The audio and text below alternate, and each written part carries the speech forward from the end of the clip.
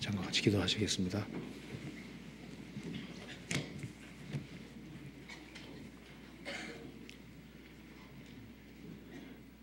은혜와 사랑이 풍성하신 하나님 아버지 감사합니다. 한 해를 보내고 또 새해를 허락해 주신 것도 감사합니다. 새해 주님의 복음과 영광을 위해 살 수 있도록 저희를 붙잡아 주시고 더 큰 은혜와 사랑을 허락해 주옵소서. 오늘 이 말씀을 통해서 주의 복음의 중요성을 다시 한번 일깨울 수 있도록 도와주시고 저희 행보를 말씀 위에 굳게 세워주시고 주의 뜻이 무엇인지를 분별할 수 있도록 도와주시고 또 주님의 은혜와 사랑과 능력으로 신비있게 한 해를 살아갈 수 있도록 도와주옵소서. 동기의 소리내를 무사히 마치게 해주신 것도 감사합니다. 그리고 다음 주부터 있을 대집회 가운데 주 성령께서 함께 해주시고 이번에 구원받을 만한 사람들을 많이 인도해 주시고 주님의 크신 역사 나타날 수 있도록 도와주시고 구원받은 식구들 한 마음과 한 뜻이 되어서 전도할 수 있도록 도와주시옵소서. 오늘 모든 시종 함께 해주시고 도와주시기를 간절히 의지하오며 주 예수 그리스도의 이름으로 기도하옵나이다. 아멘. 성경 시편 19편 찾으시겠습니다.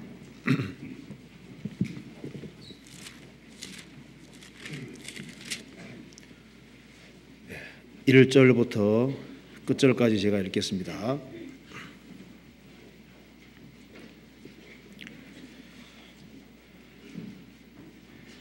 하늘이 하나님의 영광을 선포하고 궁창이 그 손으로 하신 일을 나타내는도다. 날은 날에게 말하고 밤은 밤에게 지식을 전하니 언어가 없고 들리는 소리도 없으나 그 소리가 온 땅에 통하고 그 말씀이 세계 끝까지 이르도다. 하나님이 해를 위하여 하늘에 장막을 베푸셨도다. 해는 그 방에서 나오는 신랑과 같고 그 길을 달리기 기뻐하는 장사 같아서 하늘 이 끝에서 나와서 하늘 저 끝까지 운행하며 그 웅기에서 피하여 숨은 자 없도다.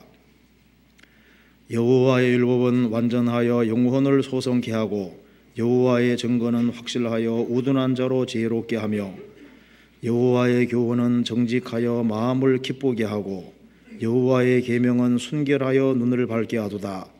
여호와를 경외하는 도는 정결하여 영혼까지 이르고 여호와의 규례는 확실하여 다 의로우니 금곤 많은 정금보다 더 사모할 것이며 꿀과 송이꿀보다 더 달도다. 또 주의 종이 이로 경계를 받고 이를 지킴으로 상이 크니이다. 자기 허물을 능히 깨달을 자 누구리요. 나를 숨은 허물에서 벗어나게 하소서. 또 주의 종으로 고범죄를 짓지 말게 하사 그 죄가 나를 주장치 못하게 하소서. 그리하시면 내가 정직하여 큰 죄과에서 벗어나겠나이다. 나의 반석이시오 나의 구속자이신 여호와여, 내 입의 말과 마음의 묵상이 주의 앞에 연락되기를 원하나이다. 네, 거기까지입니다. 수양에 다 참석하셨죠? 네. 그래서 이제 새해를 새로 시작이기 때문에 마음속에 다 열심히 살아야 되겠다는 그런 마음이 있으리라고 생각을 합니다. 그리고 한 해에도 새해에도 주님의 크신 은혜와 사랑이 함께 하시기를 진심으로 기원합니다. 오늘은 우리가 다음 주가 대집회이기 때문에요.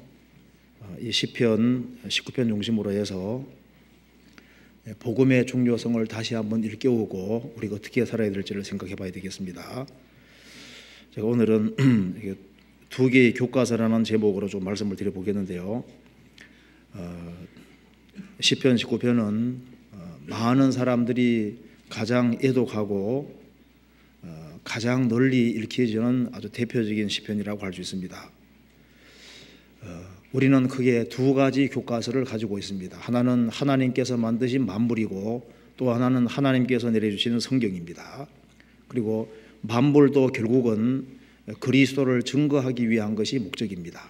성경 전체가 예수님 증거하는 것이 목적인 것처럼 이 만물도 결국은 그리스도의 영광을 드러내고 그리스도의 복음을 드러내기 위한 것이 목적이 되는 겁니다. 이 시편 19편은 읽으면 읽을수록 성령의 감동으로 기록됐다는 것을 느낄 수가 있습니다. 먼저 시편 19편의 개요를 잠깐 먼저 말씀드리면요, 1절부터 6절까지는 하나님께서 만드신 만물이 하나님의 영광을 드러내고 있다는 것을 말하고 있습니다. 그리고 7절에서부터 10절까지는 하나님께서 내려주신 하나님 말씀의 특징이 이게 기록이 되어 있습니다.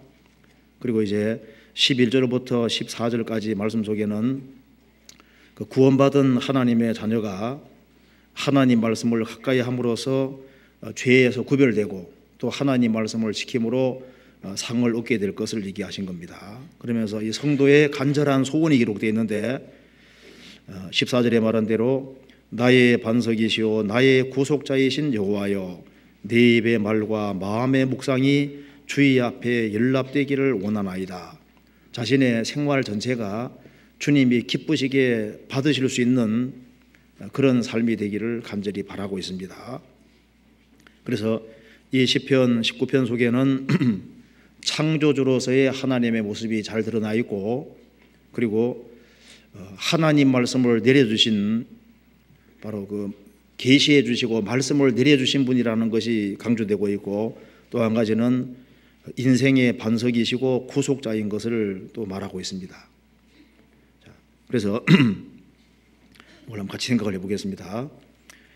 시편 19편 1절입니다. 하늘이 하나님의 영광을 선포하고 궁창이 그 손으로 하신 일을 나타내는도다. 여기에 하늘이 선포한다고 했습니다. 그리고 나타내는도다. 하나님께서 만드신 만물은 사람들에게 무언으로 말을 해주고 있다는 겁니다. 하늘이 선포하고 있다고 했습니다. 하나님의 영광을 선포하고 있다. 우리가 하늘을 쳐다보면은 하늘은 우리에게 말하고 있는 것이 확실합니다. 하늘을 쳐다보면은 하늘이 침묵하고 있는 것처럼 보이지만 귀를 기울이고 잘 들으면, 잘 보면은 하나님이 얼마나 영광스러운 분인지를 선포하고 있습니다. 하늘을 쳐다보면은 이 대우주 만드시고 이 하늘을 만드신 하나님이 얼마나 크시고 광대한 분인지를 우리에게 보여주고 있는 겁니다. 그리고 그분은 얼마나 거룩하신 분인지도 우리에게 무언으로 말해주고 있습니다. 그리고 하나님께서 만드신 이 모든 별들을 보면은 이 모든 것을 만드신 절대자는 전능하신 분이라는 것도 우리에게 무언으로 말해주고 있습니다. 그리고 별이 너무나도 높이 달려있죠. 그 하나님은 아주 높고 거룩한 분이라고 하는 것을 인생에게 말을 해주고 있는 겁니다. 그래서 하늘이 하나님이 얼마나 영광스러운 분인지를 선포하고 있다. 그렇죠. 그리고 궁창이 그 손으로 하신 일을 나타내는도다. 자, 하늘뿐 아니라 또 궁창 아래에 있는 이 지구 안에 있는 온갖 동물과 식물은 바로 하나님이 손으로 하신 일, 하나님의 작품이라고 하는 것을 나타내고 있다 그 말입니다. 그래서 만물을 관찰해 보면은 하나님께서 만드신 것이 너무나도 확실합니다. 너희는 눈을 높여들어 누가 이 모든 것을 창조하였나 보라. 만물 보면은 만물에는 하나님의 영원하신 능력과 신성이 투영되기 때문에 누가 보더라도 하나님이 만드신 것을 알 수 있습니다. 과학이 최고로 발달한 우리 시대에도 모기 한 마리 못 만듭니다. 그것은 인간의 지혜를 초월하는 지혜가 아니면 안 되는 거예요. 그래서 궁창이 그 손으로 하신 일을 나타내는도다. 어떤 사람이 거미줄을 한번 거미공지에서 거미줄을 빼봤답니다. 쫙 빼보니까 3.2km가 나오더래요. 그건 좀 시간 여유가 많은 사람이 그런 일을 하겠죠. 자, 어떤 사람은 암탉을 키우는데 알을 몇 개 낳나 세봤는데 1515개까지 나왔답니다. 참 그 정성이 있으니까 그때 해보겠죠. 만들어진 것이 확실합니다. 보통 조그만한 새들은 알을 낳고 부화할 때까지 14일 걸린다는 거 아시죠? 닭은 21일, 오리는 28일, 거위는 35일, 타조는 40일. 타조 농장 가서 물어보면 정확히 42일입니다. 다 7배수잖아요. 무엇 하나 저절로가 아닙니다. 우리가 전도집회에서 자주 듣는 거죠. 듣는데 우리 몸속에 있는 혈관이 지구를 4바퀴 도는 거리라고 합니다. 그 정도 혈관이 있는데, 그러니까 이 얘기를 하는 것을 보면은 미국 대륙을 횡단할 때 10배 정도 된다는 거예요. 부산에서부터 신의주까지 왕복으로 하면은 120번 왕복할 거리, 그 정도가 우리 몸속에 있는 거예요. 그런데 교통사고가 한 번도 안 나죠. 돌아가는데. 그 너무너무 신기하잖아요. 심장은 하루에 10만 번 이상 뛴다 그러지 않습니까? 그런데 우유팩으로 하면은 8,000개 분량, 8,000개. 그러니까 보통 8톤 탱크롤이 하나에 해당되는 그 정도의 피를 매일 뿜어내고 있는 겁니다. 누가 이 조그만한 몸속에다가 그렇게 그 긴 혈관을 누가 집어넣을 수 있겠어요? 그런데 피가 도는데 23초밖에 안 걸린다고 그러지 않습니까? 그러니까 우리는 하나님 만드신 거 보면 상상이 안 되는 거예요. 궁창이 그 손으로 하신 일을 나타내는도다. 모기는 1초에 700번 날개짓 한다 그러잖아요. 700번. 그게 얼마나 빨리. 모기가 700번, 벌은 한 400번 1분에. 그러니까 우리 인간 머리로 잘 이해가 안 되는 겁니다. 몇 초 400번 1초에. 하나님께서 만드신 것을 찬찬히 살펴보면 이것은 하나님의 작품인 것이 확실합니다. 그런데 요즘 사람들은 인간이 만들어 놓은 것에 대해서는 그렇게 감탄을 많이 하면서도 하나님이 만들어 놓은 것에 대해서는 별로 생각이 없는 것 같아요. 가짜 그림, 그러니까 진짜 어떤 큰 나무를 갖다 놓고 그린 그림에 대해서는 그렇게 놀라면서 정작 그 나무를 만드신 그 하나님에 대해서는 영광을 안 돌리지 않습니까? 책에 보면은 확대 사진 전문가 그 벤틀이라는 사람, 지금은 죽었는데요. 그분이 40년 이상을 하늘에서 내리는 눈송이를 찍었다는 거예요. 찍었는데 자기가 40년 동안 찍어봤는데 눈송이 중에 똑같은 것이 하나도 없더라. 그러면서 적기를 이 세상에서 똑같이 생긴 눈은 없다. 눈송이마다 다 아름다운 모습을 가지고 있고 또 하나같이 예외 없이 육각형이다. 저는 어릴 때부터 왜 사람마다 진문이 다를까 이게 참 궁금했었어요. 요즘은 홍채가 다르다는 것도 알아내고 그러죠. 사람마다 다 다르죠. 오른손의 정맥 구조가 다 다르다는 것도 알지 않습니까? 그리고 이 조그만한 머리인데요. 얼굴이 다 틀리게 생긴 게 너무너무 신기하지 않아요? 양복 좀 하시는 분이 얘기를 하는데 어깨 가다가 똑같은 사람이 한 사람도 없답니다. 이게 조그만 어깨인데. 우리는 지금 기적 속에 살고 있는 겁니다. 아기가 태어나서 서서한 과정을 통해서 어른 되면은 기적이라 생각 안 하죠. 아기가 태어나자마자 어른 되면 어떻게 될까요? 기적이라고 생각하겠죠. 묘목이 갑자기 큰 나무가 되면 기적이잖아요. 그럼 천천히 큰 나무 되면 기적 아닙니까? 사실은 기적은 매일매일 벌어지고 있는 거예요. 우리는 지금 기적 속에 살고 있는 겁니다. 그래서 이 자연의 귀를 잘 기울이면은 하나님께서 우리에게 무언으로 계속 말해주고 있는 것을 볼 수가 있는 겁니다. 어떤 사람 글 쓴 걸 한번 읽어드리겠습니다. 자연은 만일 우리가 틀기만 하면 하나님께서 매 시간 우리에게 말씀하시는 무한한 방송국과 같다는 겁니다. 보면은 실제로 말을 해주고 있는 거예요.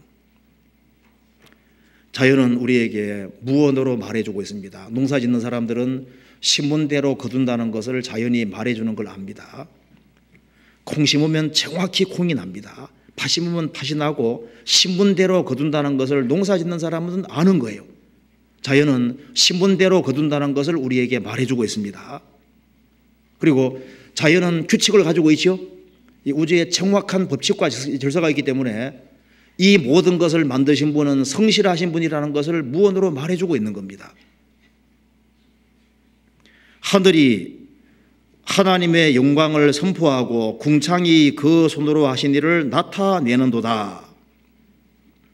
그런데 이 하늘과 하늘 아래에 있는 모든 것은 무언으로 하나님의 영광과 하나님의 행하신 일을 나타내는데, 이 하늘을 얘기를 하면서 복음을 여기에 연결시키고 있습니다. 2절, 날은 날에게 말하고 밤은 밤에게 지식을 전하니 언어가 없고 들리는 소리도 없으나. 자연은 무언으로 말을 해주고 있는데 4절에 가면은 갑자기 복음과 연결시키고 있습니다. 4절, 그 소리가 온 땅에 통하고 그 말씀이 세계 끝까지 이르도다. 하늘이 하나님의 영광을 선포하는 것을 말을 하면서 무언으로 선포하고 있는데, 그걸 얘기를 하면서 그 소리가 온 땅에 통하고 그 말씀이 세계 끝까지 이르도다. 그 말씀이 뭐냐? 성경에서 복음이라고 말하고 있습니다. 즉 하늘과 복음을 연결시키고 있습니다. 이거 잠깐 읽고 찾아봅시다. 로마서 11장입니다. 로마서 10장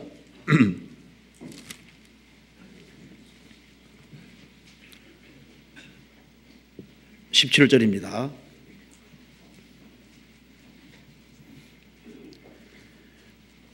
그러므로 믿음은 들음에서 나며 들음은 그리스도의 말씀으로 말미암았느니라.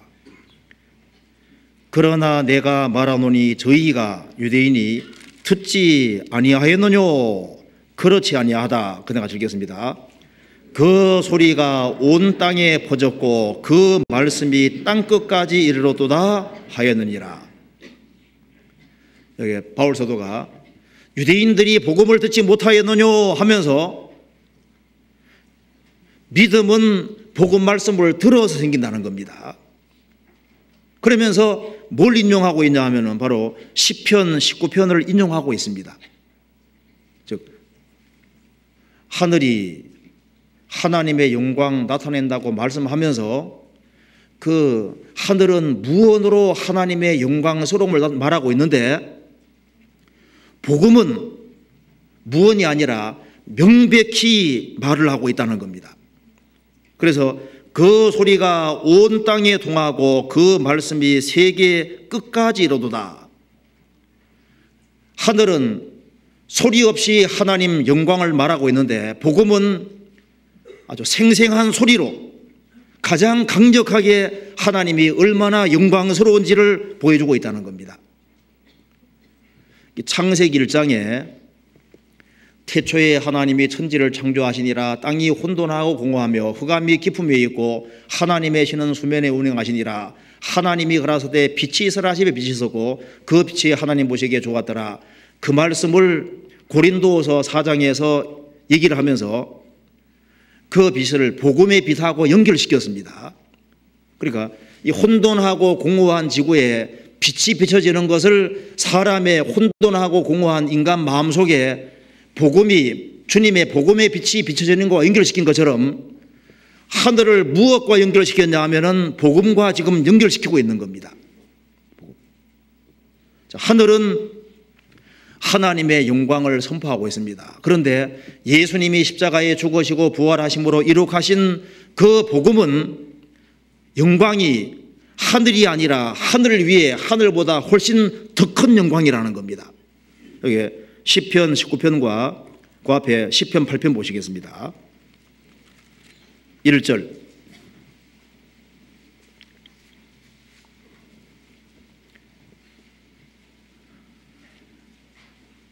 같이 읽어보겠습니다. 여호와 우리 주여, 주의 이름이 온 땅에 어찌 그리 아름다운지요. 주의 영광을 하늘 위에 두셨나이다. 창조의 영광은 하늘에 있는데 예수님이 초림하셔서 십자가에 죽으시고 부활하시고 승천하심으로 그 이루 가신 주님이 완성하신 그 복음의 영광은 하늘이 아니라 하늘 위에 두셨나이다. 복음의 영광은 훨씬 더 큰 영광인 겁니다. 시편 139편에 창조는 기이하다고 했습니다. 그런데 주님의 손이 자신에게 다윗에게 안수한 걸 얘기를 하면서 내게 너무나도 심히 기이하다고, 더 기이하다고 했습니다. 창조는 놀라운 것이지만은 구속의 복음은 훨씬 더 기이하고 놀라운 겁니다. 그리고 이 복음은 소리 없이, 창조는 소리 없이 무언으로 말하고 있는데 복음은 인생이 귀로 들을 수 있도록 아주 밝히 명백히 말씀하고 있잖아요. 성경 한번 찾아봅시다. 시편 찾아보시겠습니다. 93편 찾아봅시다. 98편 봅시다.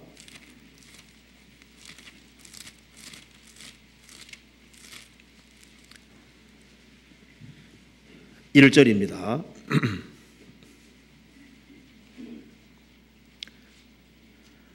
새 노래로 여호와께 찬송하라. 대저 기이한 일을 행하사 그 오른손과 거룩한 팔로 자기를 위하여 구원을 베푸셨도다.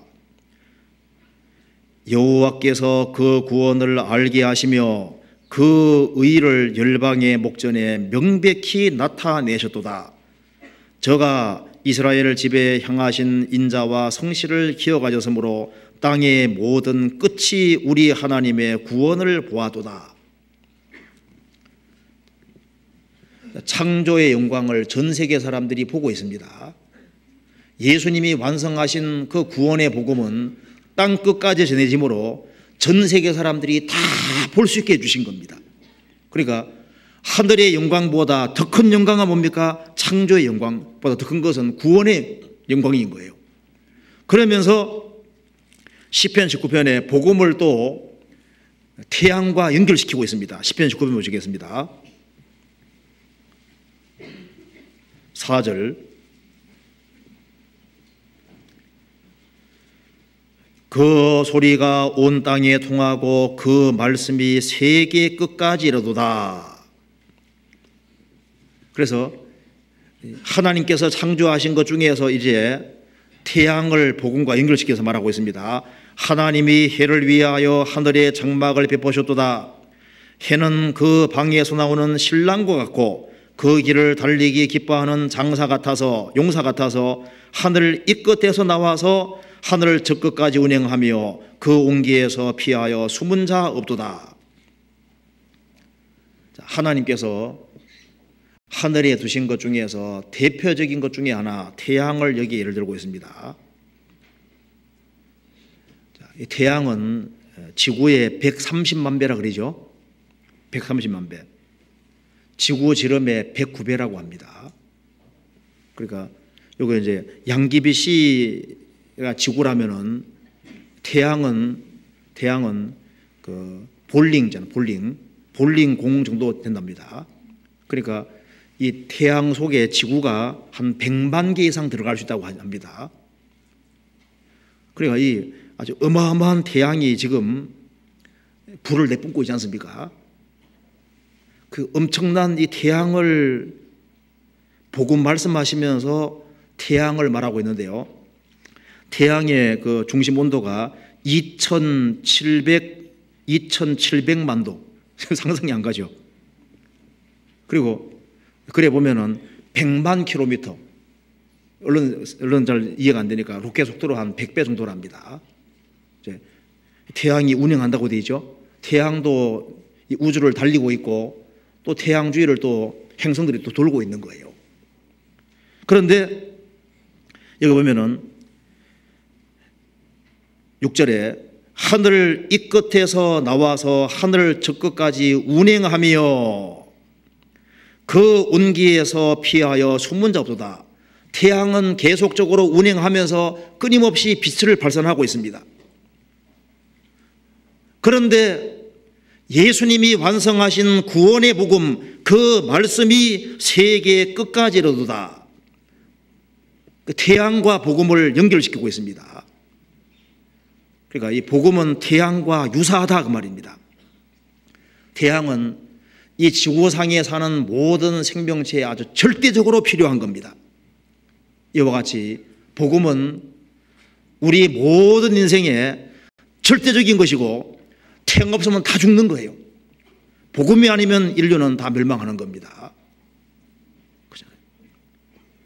태양의 영향력이 전 세계적인 것처럼 복음도 영향력이 전 세계적입니다. 복음은, 태양은 아주 절대적인, 생명체의 절대적인 것처럼 복음은 인생이 아주 절대적이고 반드시 믿지 않으면 안 되는 일에 속하는 겁니다. 태양에는 온기가 있습니다. 그 온기에 피하여 숨은 자 없도다. 추운 날일수록 태양의 고마움을 알죠. 제가 우리 기억에도 어릴 때는 너무너무 추웠어요. 그 햇빛이 아래 들어가면 너무너무 좋고 그런 기억이 있는데요. 이 태양은 추운 것을 느끼는 사람일수록 태양의 고마움을 느끼잖아요. 그것처럼 자신이 구원받기 전에 아주 어두운 죄 가운데 있었고 어두움과 죄의 공포를 경험한 사람일수록 복음이 얼마나 고맙고 귀한지를 더 한다 그 말입니다.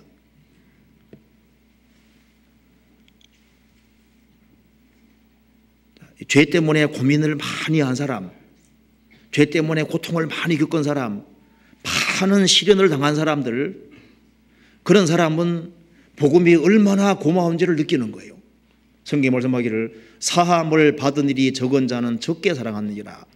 추운 나라에 사는 사람일수록 태양의 고마움을 느끼는 것처럼 인생의 많은 슬픔과 고통을 겪은 사람일수록 복음이 얼마나 귀한지를 안다 그 말입니다. 태양은 모든 것을 밝게 만드는 힘이 있죠. 그것처럼 복음이 그 사람 영혼 속에 들어오면은 복음은 사람의 영혼을 밝게 비춥니다. 그리고 소망 없는 사람에게 소망을 주고 긍정적으로 생활을 살 수 있게 만들어 가잖아요. 그러니까 이 태양과 복음은 아주 유사하다 그 말입니다. 그리고 태양빛은 살균 작용이 있다는 거 아시죠? 균을 죽입니다. 그것처럼 복음은 죄를 조장하는 것이 아니라 죄를 억제하게 만듭니다.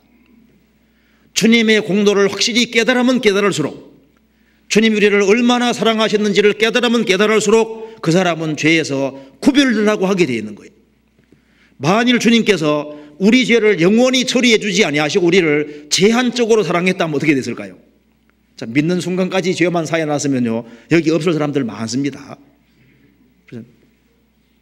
믿는 순간까지 죄만 사해 놨으면 몇 번 열심히 살아보려 하다가 몇 번 죄 지면 이왕 배리범하고 그냥 어떻게 될지도 모르는 거예요. 그런데 주님께서 그 보배로운 피를 흘림으로 우리를 영원히 처리하신 것을 마음 중심으로 받아들인 사람은 넘어지면은 일어나는 힘이 있는 거예요.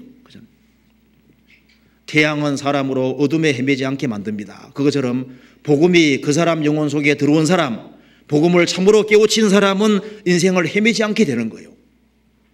그러니까 복음은 태양과 유사합니다. 그리고 태양이 주는 유익을 누가 셀 수 있겠어요?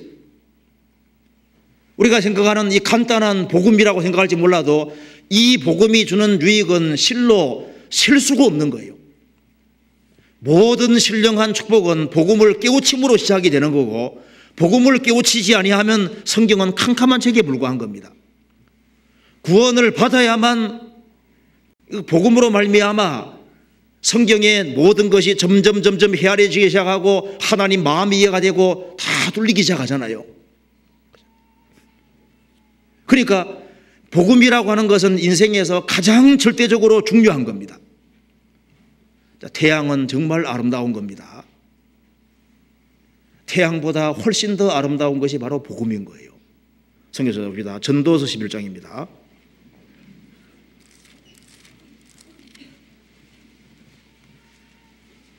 전도서 11장 7절 같이 읽어보겠습니다. 빛은 실로 아름다운 것이라 눈으로 해를 보는 것은 그것이 즐거운 일이로다. 빛은 실로 아름다운 것이라 눈으로 해를 보는 것이 즐거운 일이로다. 이 태양이 매일 비춰주니까 얼마나 그 태양의 유익은 상상할 수도 없고 태양은 빛은 정말 아름다운 겁니다. 그런데 이걸 바꾸어서 복음은 실로 아름다운 것이라 눈으로 복음을 보는 것이 즐거운 일이로다. 우리가 전도집회 들을 때 어느 때가 제일 좋아요? 죄 들을 때, 복음 들을 때 제일 좋죠. 이제 구원 안 받은 사람은 뭐 성경이 사실이라는 증거가 되어지면 좋을지 몰라도 복음을 깨우친 사람은 뭐 성경이 사실인 것도 물론 좋지만은 집회 들음으로써 자기가 죄인인 걸 다시 한 번 더 깨우치고 그리고 예수님으로 말미암아 완성하신 그 은혜의 복음, 그 구원의 복음을 들을 때 너무너무 또 마음에 기쁘고 감사한 것이 있는 겁니다. 복음은 사람을 항상 즐겁게 만드는 힘이 있거든요. 복음 안 깨우친 사람은요, 이거 또 복음 듣기 싫어합니다. 복음 깨우친 사람은요, 복음이 자기 인생을 살렸기 때문에 들을 때마다 훨씬 더 고마운 거예요. 그렇죠? 여기 말씀하기를 눈으로 해를 보는 것이 즐거운 일이로다. 우리 인생에서 우리 언제 항상 즐거움을 느낍니까? 우리 가까운 사람들이 복음 말씀을 듣고 한 사람 한 사람이 복음의 빛을 통해서 구원받아가는 걸 볼 때마다 얼마나 기쁘고 감사해요. 크리스찬의 진정한 즐거움은 복음이 전해지는 것을 보고 그 사람이 복음을 깨우치고 그 사람이 바꿔가는 것을 보고 기뻐하는 거예요. 그렇잖아요. 그리고 태양은 영향력이 감소되지 않습니다. 과거의 태양이 지금도 그대로 비치고 있는데 아담도 우리가 보는 태양을 봤습니다. 구약시대 사람들도 우리가 보는 동일한 태양을 봤던 겁니다. 우리도 지금 동일한 태양을 보고 있는 거예요. 복음은 절대 변하지 않습니다. 인생의 본성이 변하지 않기 때문에 복음도 변하지 않습니다. 하나님은 변하지 않습니다. 그래서 복음이 과거에도 영향력을 미친 것처럼 지금도 사람에게 동일하게 영향을 미치고 내게 복음 영향 미친 것처럼 다른 사람에게도 복음이 들어가면 동일하게 영향을 미치는 거예요. 태양빛은 정말 놀라운 겁니다. 틈만 있으면 삐지고 들어가는 것 봐요. 사람이 조금이라도 관심이 있으면은 신비하게도 복음은 그 사람 영혼 속에 파고 들어갑니다.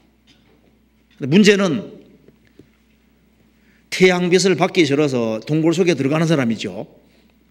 태양빛을 완전 차단하고 그 빛 자체를 원치 않는 사람이 있습니다. 세상에는 태양빛을 거부하는 사람은 적습니다. 그렇지만 복음의 빛을 거절하는 사람은 너무나도 많은 거예요. 어떤 사람은 이 복음을 듣지 않기 위해서 잘못된 미신적인 그 미신이라는 그 동굴 속에 들어가 숨는 사람도 있습니다. 어떤 사람은 잘못된 사상 속에 자기를 숨기고 어떤 사람은 잡종교 속에 숨기기도 하고 어떻게 하든 간에 복음을 안 들으려고 자기 나름대로 논리 만들어서 귀를 꽉 틀어막고 있는 거예요. 그런데 크리스찬이 행실을 바르게 하면은 그 사람이 마음이 조금이라도 열리면은 복음이 그 사람에게 뚫고 들어갈 수도 있는 겁니다. 태양빛은 신비한 겁니다. 태양은 어디든지 비치죠. 자, 김일성 집에도 비쳤고 어디든 다 비쳤습니다.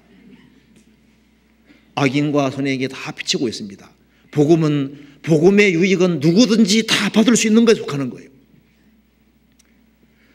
주님이 나를 사랑하신 것처럼 다른 사람도 동일하게 사랑하고 있는 겁니다. 그러니까 이 성경에서 하늘과 복음을 연결시키고 있고 태양과 복음을 연결시키고 있습니다. 태양보다 훨씬 더 큰 영향력을 미치고 있는 것이 복음입니다. 이 천국 복음이 모든 민족에게 증거되기 위하여 온 세상에 전파될 것이다. 태양은 전 세계에 미치는 것처럼 복음은 전 세계에 영향을 미칩니다. 그래서 어느 나라 가든지 복음 깨우친 사람은 다 똑같은 거예요. 동일한 빛을 받았고 동일하게 구원을 받은 겁니다. 그러면서 여기 시편 19편에는 이 태양을 또 예수님과 연결시키고 있습니다. 성경 보시겠습니다. 시편 19편에 6절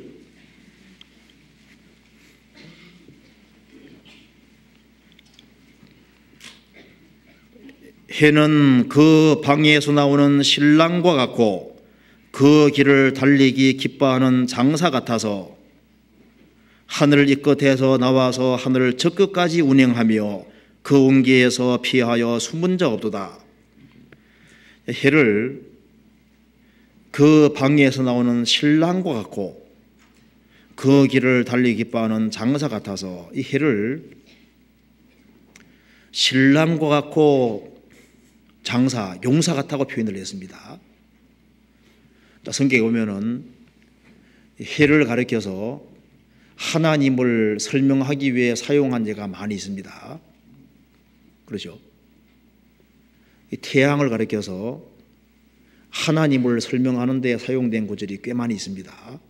그리고 잠깐 찾아볼까요? 시편 84편 보시겠습니다.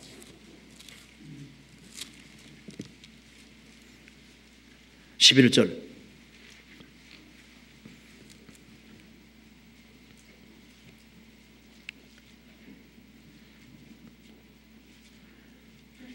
여호와 하나님은 해요 방패시라.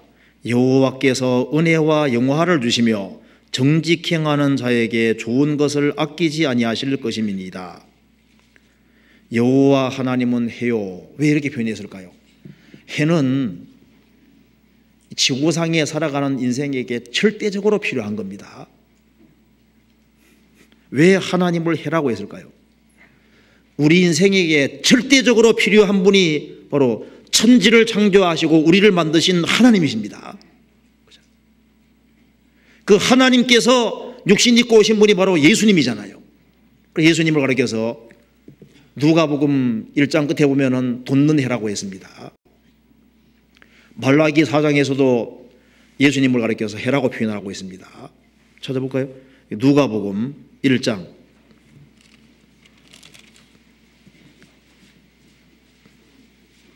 1장 78절입니다.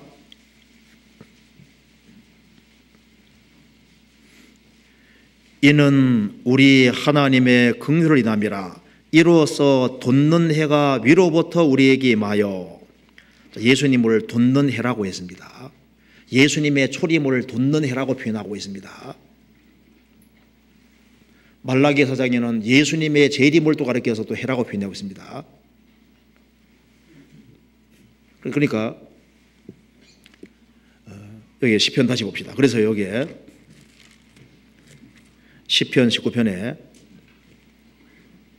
해를 가리켜서 그 방에서 나오는 신랑과 같고,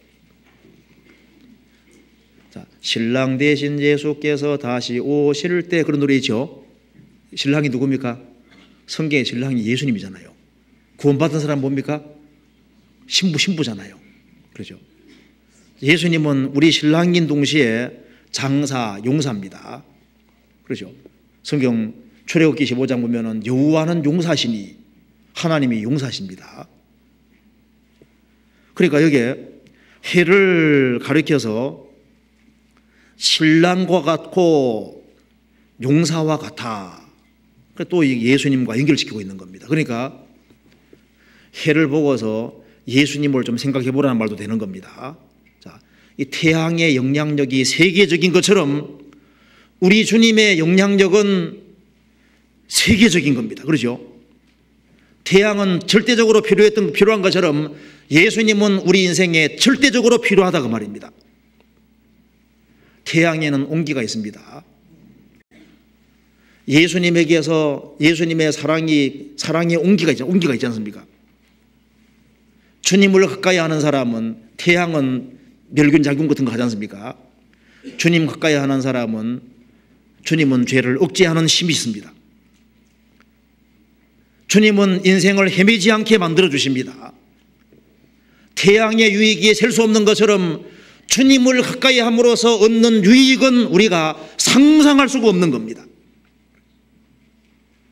태양은 여전히 떠오르고 지고 합니다. 태양은 예나 지금이나 동일하게 비치고 있죠.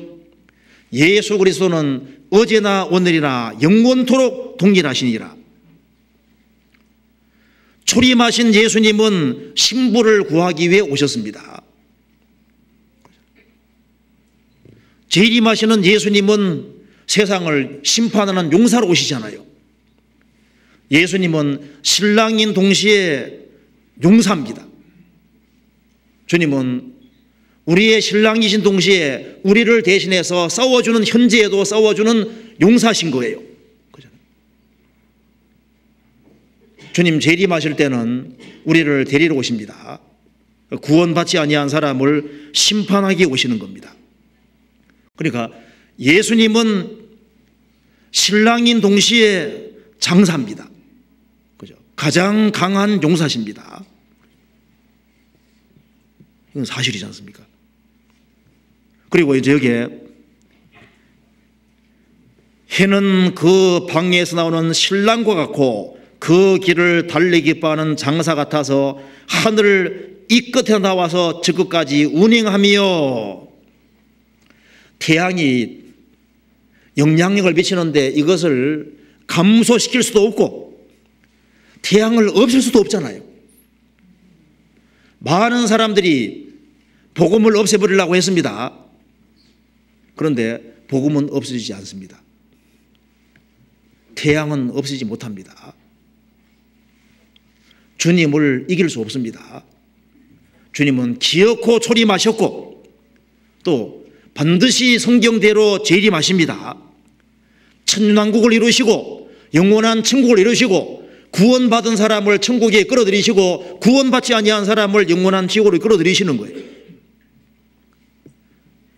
인생에서 가장 큰 복은 그리스도를 발견한 겁니다.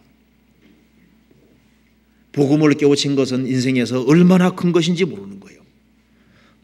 태양계에서 중심은 태양이라는 거 아시죠? 이 우주에서 제일 중요한 분이 누굽니까? 예수 그리스도입니다.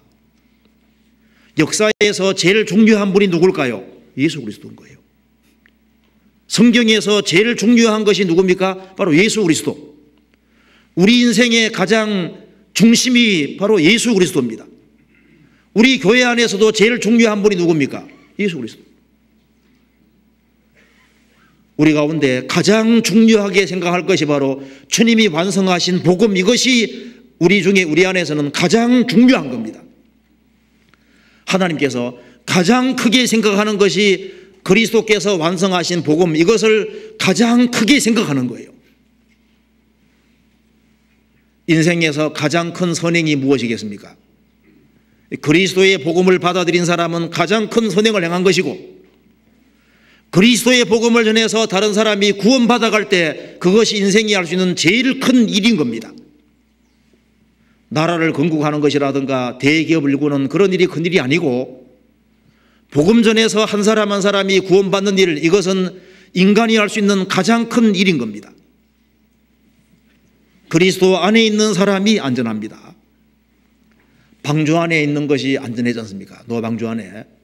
노아 방주 안에 코끼리도 있었죠. 그 모기도 있었습니까? 없었습니까? 있었어요? 없었어요? 파리도 있었잖아요. 방주 안에 있으면 안전한 겁니다.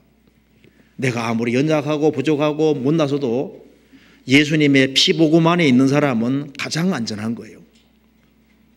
어느 사람 피하니까 싫어하는 사람도 있는데요, 예수님의 보혈, 이것만큼 중요한 것은 없는 거예요. 시편 19편 6절, 하늘 이 끝에서 나와서 하늘 저 끝까지 운행하며 그 온기에서 피하여 숨은 자 없도다. 태양에게는 온기가 있습니다. 그렇죠? 그 태양을 가까이 하는 사람은 거기에서 그 따뜻한 걸 느끼게 돼 있는 거예요. 이 세상은 추운 나라라고 할 수 있습니다. 그런데 이 태양은 사람을 따뜻하게 만들어주는 거예요.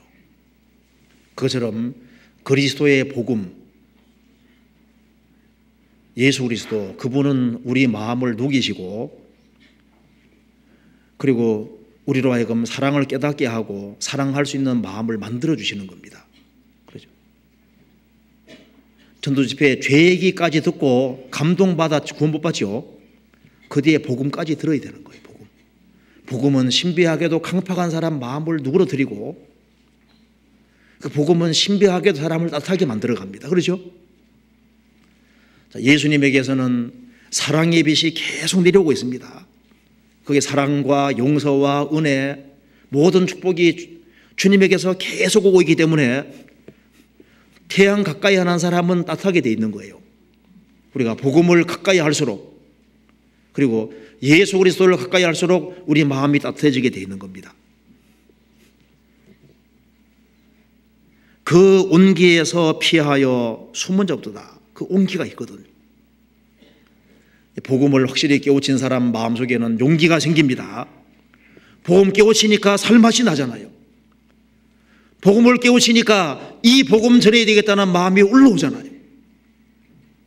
또 빛은, 이 태양빛은 신비하게도 어두운 것을 풍도시킵니다. 그 죄를 드러내고 또 그걸 깨끗하게 만들어가는 힘이 있는 거예요. 세상에서 가장 강력한 것이 바로 십자가의 복음이라는 거 알아야 됩니다. 성경 요한복음 12장을 보시겠습니다.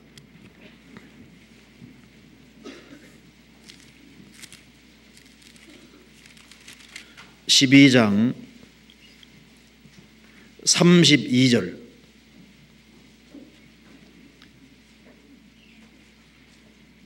같이 읽어보겠습니다.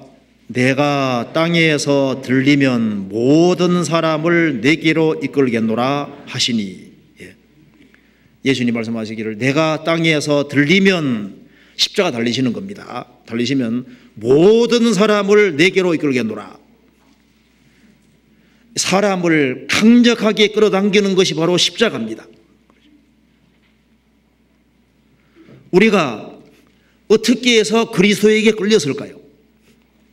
이사야 9장 6절에 예수님 가리켜서 기묘자라고. 예수님은 정말 놀라운 분입니다. 그렇죠?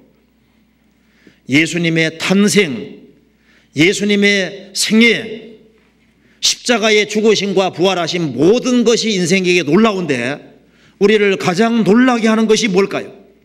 우리 마음을 가장 강력하게 붙잡는 것이 뭘까요? 그 십자가의 죽으심인 거예요. 그 창조주께 세상에 오셔서 그 보배로운 피를 흘려주신 겁니다. 그 험한 십자가에 마음이 다 끌리는 거예요.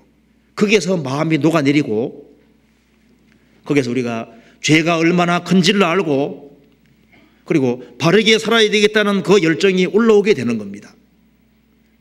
우리 마음을 항상 새롭게 만드는 것은 복음인 겁니다. 그런데 이 복음의 매력에 끌리지 아니하고 그리스도의 매력에 끌리지 아니하면은 안타깝게도 태양의 온기를 멀리하는 것처럼 그리스도를 멀리하는 사람이 생길 수도 있는 겁니다. 롯은 처음부터 소돔에 들어가지 말아야 됩니다. 롯은 아브라함과 함께 거했어야 하는 겁니다. 왜 인생 그리스도인들의 마음이 차가워지냐 하면은 그리스도의 복음을 멀리하기 때문에, 복음 전하는 데 힘쓰지 않기 때문에 마음이 차가워지는 거예요. 여기 누가 마음이 뜨거운지 보십시오. 자나깨나 어떻게 하든 간에 영혼을 건질라는, 복음 전하려는 그런 마음을 가진 사람들, 그 마음은 다 뜨거운 마음이잖아요. 그런데 그리스도의 복음을 하찮게 생각하는 사람들, 그런 사람은 마음이 뜨겁지를 못할 겁니다. 예수님이 신랑입니다. 그렇죠? 우리는 그리스도의 신부입니다. 그러면은 그리스도께서 배척받은 세상에서 크리스찬들이 환영을 받겠습니까? 그리스도가 배척받고 고난받았기 때문에 같이 고난받을 때 우리는 그리스도의 신부로서 영광을 차지하게 되는 거예요. 그리스도는 세상에 지금 싸우고 있습니다.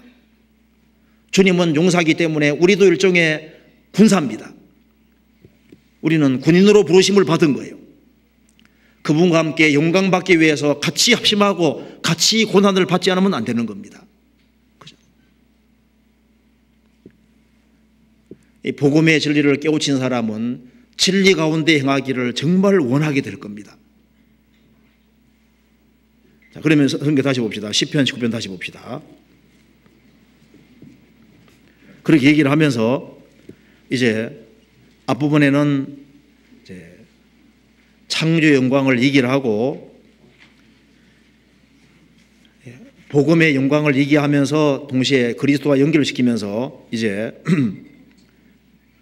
복음을 깨우친 자는 말씀의 중요성을 알아야 된다는 겁니다. 하나님 우리에게 두 가지 교과서 주셨는데 하나는 만물이고 하나는 성경인 거예요. 여기 7절 보시겠습니다. 여호와의 율법은 완전하여 영혼을 소성케 하고 여호와의 증거는 확실하여 우둔한 자로 지혜롭게 하며, 여기에 여호와의 율법이라고 했습니다. 천지를 창조한 창조주의 책이라는 겁니다. 이건 아주 놀라운 말이죠. 여호와의 율법, 성경의 기원은 하나님이십니다. 시편 17편에 말씀한 대로 주의 입술의 말씀이라고 했습니다. 주님이 직접 입술로 하신 말씀이라는 겁니다. 이게 여호와의 율법, 여호와의 책, 하나님의 책이라면 이것이 얼마나 중요한 것이겠습니까? 도서관에 책들이 많이 있지만은 저자가 하나님으로 되어 있는 책은 한 권도 없습니다.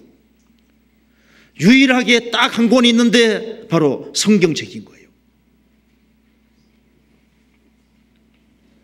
옛적의 선지자들로 여러 부분과 여러 모양으로 우리 조상들에게 말씀하신 하나님이 이 모든 날 마지막에 아들로 우리에게 말씀하셨으니 하나님이 말씀하신 것을 받아 기록한 겁니다.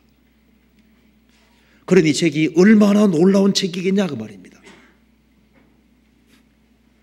그래서 성경의 특징을 성경에 쭉 말씀하고 있는데요, 항상 이 교회가 부흥되거나 이 사회가 바르게 갈 때는 바로 성경을 높일 때였습니다. 이스라엘도 언제 힘있게 살았냐면은 성경을 높일 때 이스라엘이 힘이 있었습니다.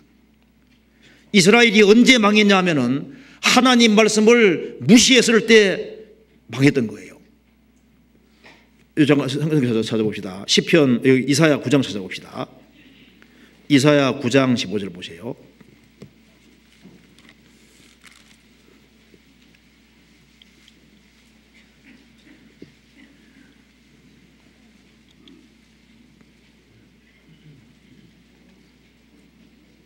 (15절에) 보면은 머리는 곧 장로와 존귀한 자요 꼬리는 곧 거짓말을 가르치는 선지자라. 이스라엘 사회가 잘못돼 가니까 원래 머리가 선지자가 돼야 되고 꼬리가 장로와 존귀한 자가 돼야 되는데 이제 하나님 말씀은 뚝 떨어져 버렸습니다. 머리는 곧 장로와 존귀한 자요 꼬리는 거짓말을 가르치는 선지자라. 이스라엘 속에서 하나님의 선지자를 높이고 귀하게 생각하고 하나님 말씀을 귀하게 생각할 때 이스라엘 살았습니다. 하나님 말씀을 무시하고 거짓을 받아들이고 다른 것을 높일 때 이스라엘이 하락의 길을 걸어갔던 겁니다. 어떤 원주민들이 한 얘기 속에 백인들이 자기 땅에 들어올 때는 성경책을 가지고 들어왔으나 이제 그들은 우리 땅을 차지하고 있고 우리는 그들의 성경책을 가지고 있다.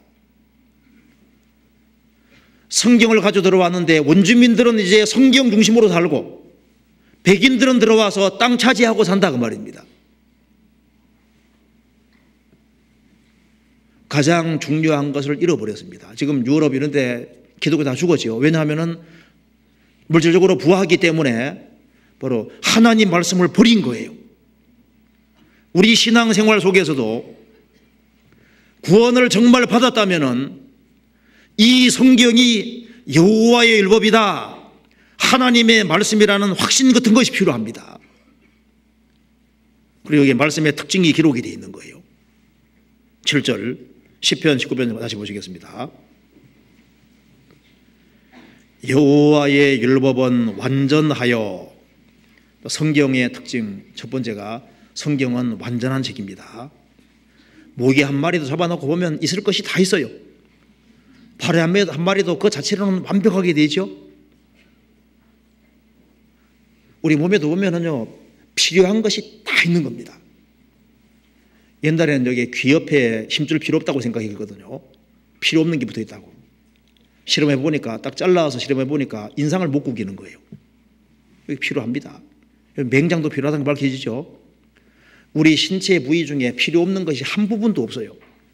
요 자체로서 완벽하게 되어 있습니다. 손도 필요하죠? 새끼손가락 언제 필요한 걸 느낍니까? 기업일 때 딱 맞잖아요. 이거 고입을 딱 맞잖아요. 얼마나 딱 맞게 되는지 몰라. 필요 없는 게 없어요. 그 자체로 완벽하게 되어 있는 것처럼 성경도 창세기부터 요한계시록까지 완벽하게 되어 있습니다. 여호와 율법은 완전하여, 성경은 완전합니다. 시편 12편에 보면은 여호와의 말씀은 순결하며 흑도관에 7번 단련하는가도다. 흑도관에 은이 7번 들어갔다 나오면 어떻게 될까요? 불순물은 다 떨어진 거예요. 이 사람이 쓰는 글에 보면은 불필요한 얘기들이 많이 있지 않습니까? 요약하고 보면 별거 없습니다. 요약하면 별거 없어요. 요약하면은 책이 두꺼워도 싹 읽고 난 다음에 요약해보면 뭐 간단한 내용이거든요. 그런데 성경 그렇지 않습니다. 성경 그렇지 않습니다. 성경은 한마디 한마디 필요한 것만 다 집어넣은 거예요. 이 성경에는 필요 없는 구절은 한 구절도 없습니다. 그래서 예수님 말씀하시기를 성경은 폐하지 못한다고 하셨고 율법의 한 획이 떨어짐보다 천지 없어짐이 쉬우리라. 여호와 율법은 완전하여, 완전합니다. 다른 모든 것은 약점이 있어요. 악어 약점 뭔지 아시죠?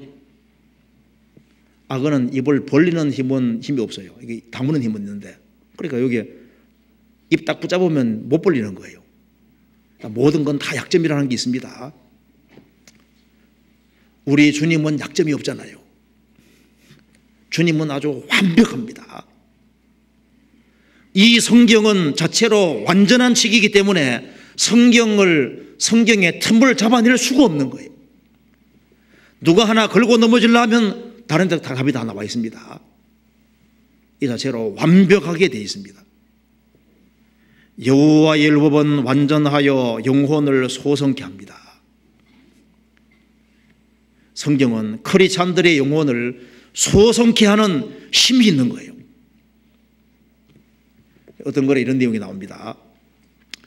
어떤 불신자가 자기 학생이 그리스도를 열심히 믿고 있으니까 어떻게 하든 간에 무신론자 만들어 보려고 이 무신론자가 잘 쓴 책을 주면서 그리스도를 깎아내리는 그런 내용을 쭉 쓴 책을 보내준 겁니다. 그래서 읽어보라고 보냈습니다. 그때 청년이 이렇게 써서 보냈습니다. 존경하는 선생님, 만약 선생님이 산상수훈이나 탕자의 비유보다 더 좋은 책을 아신다면, 혹은 시편 23편보다 더 아름답고 힘주는 책을 아신다면, 혹 전체적으로 보아 미래에 대하여 더 밝은 빛을 비춰주고 신약 성경보다 더 자애로우며 긍휼하신 아버지를 계시해 줄 수 있는 책을 아신다면 저에게 보내주시기 바랍니다. 그러니까 그 선생님이 할 말이 없는 거예요. 그런 책은 없거든요. 이 책밖에 없잖아요. 여호와 율법은 완전하여 영혼을 소성케 합니다. 쉽게 말해 성경은 만병통치약입니다. 우리 영혼에 꼭 필요한 것이 다 있기 때문에 어떤 영혼이든 원하기만 하면은 고침받을 수 있는 거예요. 성경 앞에서. 성경은 사람을 거듭나게 했습니다. 나를 거듭나게 한 이 성경이 내 신앙에 힘을 주지 못하겠냐 그 말입니다. 줄 수 있고 말고요. 내 영혼이 침체됐을 때 내 영혼을 못 살리냐 그 말입니다. 살릴 수 있습니다. 사람이 떡으로만 살 것이 아니요 하나님 입으로 나오는 모든 말씀으로 살 것이니라. 성경은 양식과 똑같아요. 그래서 성경을 부지런히 먹는 사람, 주야로 묵상하는 사람, 그 사람은 성경으로 큰 힘을 얻게 되어 있습니다. 소는 위에 방이 4개라는 거 아시죠? 되새김질. 풀만 먹는데 그렇게 힘이 세는지 몰라요. 풀만 먹어도 힘이 셉니다. 다른 책을 안 보더라도 성경을 열심히 들여다보는 사람은 성경 자체가 사람에게 힘을 주게 되어 있는 거예요. 우리가 육신의 양식은 평생 먹어야 되는 것처럼 성경은 평생 먹어야 되는 겁니다. 평생 읽을 책이 성경책인 거예요. 우리 음식을 잘 먹으면 힘을 주는 것처럼 이 성경을 열심히 읽으면 성경이 힘을 줍니다. 이건 틀림없는 사실인 거예요. 매일매일 음식 먹는 것처럼 성경을 열심히 먹어야 됩니다. 음식을 잘 씹어 먹는 것처럼 성경을 꼭꼭 씹어서 대식임질을 하고 충분히 먹고 많이 먹어야 돼요. 그러면은 이것이 사람에게 힘을 주게 돼 있어요. 그런데 보세요. 만나가 내릴 때 먹기 좋게 내린 게 아닙니다. 아시죠? 진주가 딱딱하기 때문에 그걸 매일 거두어서 빻아서 요리를 해 먹는 거예요. 성경을 그냥 먹을 수 있는 게 아닙니다. 성경은 듣고 난 이후에 자꾸 되새김질 되새기고 해. 그렇게 해야지 야 성경이 진짜가 나는 생각이 들어가면서 마음에 힘이 확 생기게 돼 있는 거예요. 올해는 많이 먹읍시다. 제발 좀 많이 먹읍시다. 많이 먹을수록 힘이 나는 거예요. 그리고 양고기를 불에서 다 구워 먹어야 되는 것처럼 6월절 양 그것처럼 성경을 먹되 성경 전체에 참여해야 됩니다. 읽기 쉬운 부분은 아니라 읽기 어렵더라도 읽고 성경 전체에 참여하는 것이 필요한 거예요. 그리고 먹을 뿐 아니라 활동해야 되는 겁니다. 여호와 율법은 완전하여 영혼을 소성케 하고, 그래서 내가 헤맬 때는 성경은 빛이 되고 내 마음이 강팍해 질 때는 성경이 몽둥이가 되는 거예요. 내 마음이 더러워질 때 성경은 물이 되는 것이고 내가 힘이 없을 때는 성경이 밥이 되고 약이 되는 거예요. 성경은 모든 면에 항상 필요하다는 걸 알 수 있습니다. 성경에 나와 있죠. 저 아가서 보면은 술람 여인은 사과나무 아래에 있는데 사과를 얼마나 많이 먹었는지 코에 힝 하면은 사과 냄새가 나다고 되어 있거든요. 사과 열매를 얼마나 많이 먹었는지 몰라. 이 성경을 많이 먹으면은 우리도 힝 하면은 이제 성경 냄새가 나면 얼마나 좋겠어요. 그잖아요. 자, 7절에 여호와의 율법은 완전하여 영혼을 소성케 하고, 영혼을 소성케 하는 것은 말씀입니다. 기록된 말씀밖에 넘어가지 말라고 했습니다. 영혼의 진정으로 힘을 주는 것은 하나님의 말씀입니다. 그리고 여호와의 증거는 확실하여, 영혼이 소성되기 원하는 사람은 말씀을 읽어야 되는 거예요. 그리고 인생에 확실한 답을 얻기 원하는 사람은 성경 읽어야 됩니다. 여호와의 증거는 확실합니다. 찾아봅시다. 시편 111편 보시겠습니다.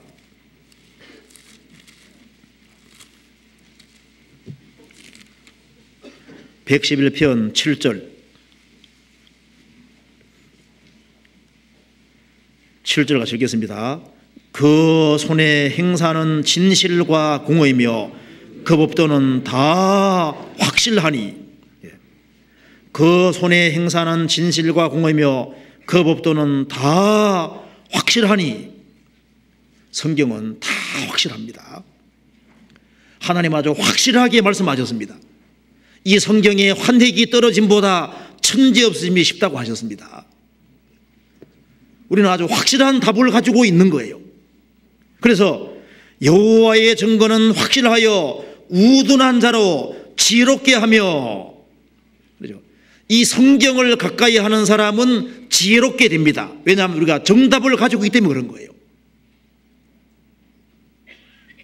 인생을 헤매지 않을 수 있습니다. 왜? 성경은 정답이기 때문에 그런 거예요. 우둔한 자로 지혜롭게 하며, 정말 원수보다 지혜롭게 하는 게 바로 성경입니다. 성경 찾아봅시다. 시편 119편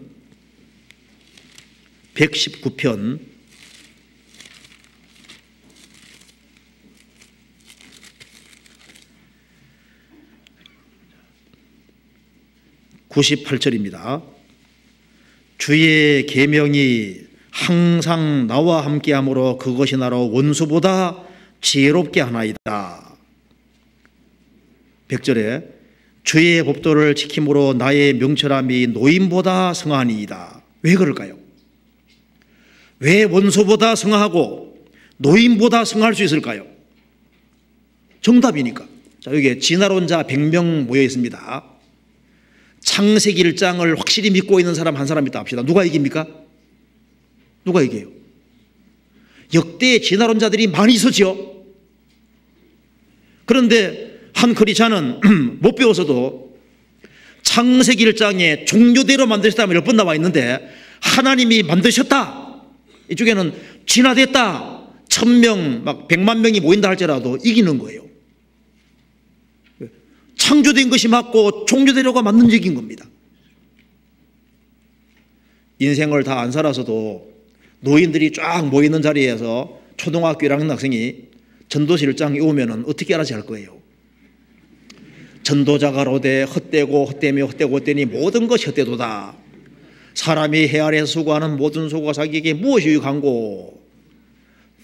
초등학생이 지혜가 많으면 번뇌도 많으니 지식을 다한다는 근심을 다하느라면요 어떻게 알았지? 정답.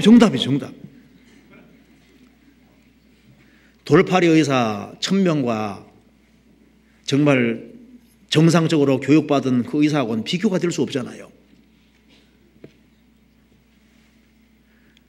비행기 조종을 한 번도 안 해본 1000명의 사람과 조종사하고 비행기에 이제 몰격하면 어떻게 될까요?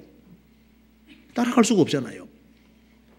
세상에서 아무리 많이 배워서도 성경을 익힌 사람은 당할 수가 없는 겁니다. 왜? 성경은 정답이기 때문에 그런 거예요. 그래서 성경을 가까이 하는 사람은 지혜롭게 됩니다. 우리가 지금 학교에서 배우는 것, 그거 솔로몬도 안 배웠습니다. 다윗도 안 배웠잖아요. 루트도 안 배웠습니다. 성경은 인생에 필요한 것이 정확히 들어있기 때문에 옛날 사람이나 지금 사람, 어느 도시 어느 나라든 간에 다 필요한 말만 정확히 들어있고 인생에게 진짜 필요한 건 여기에 다 들어있는 거예요. 그러니까 성경 익혀야 되는 겁니다. 또 시편 19편 8절, 여호와의 교훈은 정직하여 마음을 기쁘게 하고. 성경은 정말 정직한 책입니다. 성경은 성경에 나와 있는 인물들에 대해서 아첨하지 않지요. 다윗이 죄 짓는 과정도 아주 생생히 기록해놨습니다. 믿음 조상 아브라함이 자기 아내를 누이라고 속이는 것도 그대로 기록해놨죠. 성경은 정직한 책입니다. 왜? 하나님 앞에서 인생의 모습인 거예요. 우리가 아는 대로 엘리야가 얼마나 용감한 사람인데 이세벨 무서워서 이세벨 피해서 동굴에 도망가는 거 기록되어 있잖아요. 성경은 정직한 책입니다. 성경은 정직한 책이고 하나님은 정직하게 모든 걸 약속하셨기 때문에 여호와의 교훈은 정직하여 마음을 기쁘게 하고. 왜? 성경대로 되니까. 하나님은 정직하게 말씀하셨기 때문에, 정직하신 분이 말씀하셨기 때문에 하나님 말씀대로 되게 되어 있습니다. 감당할 이상의 시험 안 준다면 감당할 이상의 시험이 없는 거예요.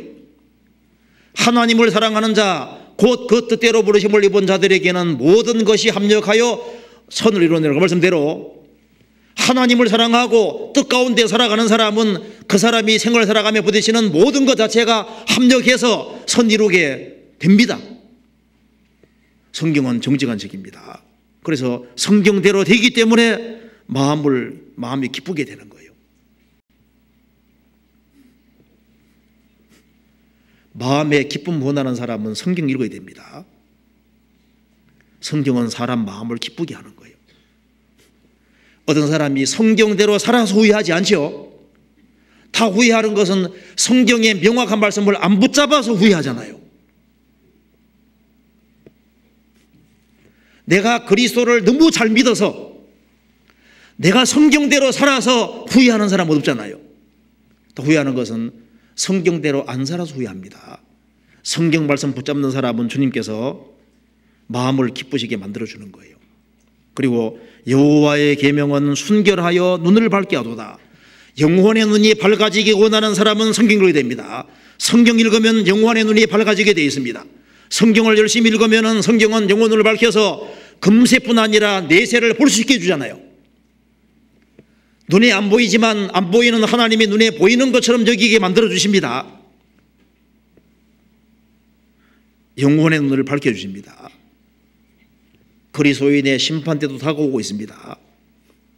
마귀가 어떻게 역사하는지도 보이잖아요. 영혼의 눈이 밝아지려면 성경 봐야 됩니다. 성경 가까이 하는 사람은 교회가 얼마나 소중한지도 보이고, 성경 가까이 하는 사람은 눈이 밝아져서 크리스찬으로 생을 산다는 것이 얼마나 보람된 것이고, 세상에 크리스찬이 얼마나 유명한 사람인지도 알게 되지 않습니까? 이 성경 가까이 해야만 영혼의 눈이 밝아지는 거예요. 루터만 유명한 사람 아닙니다.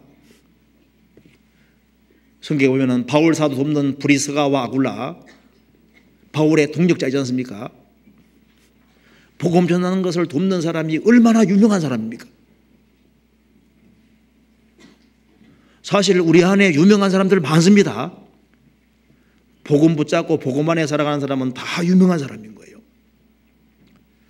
왜 사람에게 꿈이 없어지냐 하면은 성경 가까이 하지 않기 때문에 꿈이 없어지는 거예요. 성경 가까이 하면은 여호와의 계명은 순결하여 눈을 밝게 하도다.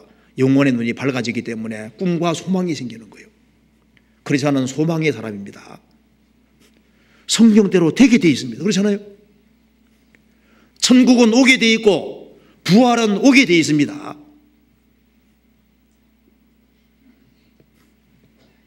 여호와의 계명은 순결하여 눈을 밝게 하도다. 그래서 주일이 얼마나 소중한지도 알게 되는 겁니다. 그리고 크리스찬 한 사람 한 사람이 얼마나 소중한지도 알게 되는 거예요. 그리고 영혼을 위해 사는 것이 얼마나 소중한지도 알게 됩니다. 소득이 적을지라도 신앙생활을 잘하는 것이 더 낫다는 것도 알 수 있는 거예요. 여기는 소득이 많은데 신앙생활을 못해요. 이쪽에는 소득이 적은데 신앙생활을 잘할 수 있습니다. 그게 100번 1000번 낫고 말고지요. 9절, 여호와를 경외하는 도는 정결하여 영혼까지 이루고, 성경은 여호와를 경외하는 도입니다. 성경 가까이 하면은 사람이 하나님 중심으로 살게 되어 있는 거예요. 성경 가까이 하면은 하나님을 경외하고 하나님 중심의 생활을 살 수 있게 되는 겁니다. 여호와를 경외하는 도는 정결하여 영혼까지 이루고, 성경은 영원한 규례입니다. 여호와의 규례는 확실하여 다 의로우니, 성경은 전체가 다 의롭습니다. 어떤 사람은 성경 일부만 믿는 사람이 있는데 아닙니다. 여호와의 규례는 확실하여 다 의롭습니다. 다. 성경 전체가 하나님 말씀입니다. 우리는 정답을 가지고 있는 거예요. 그렇기 때문에 10절에 같이 읽어보겠습니다. 금곤 많은 정금보다 더 사모할 것이며 꿀과 순깃꿀보다 더 달도다.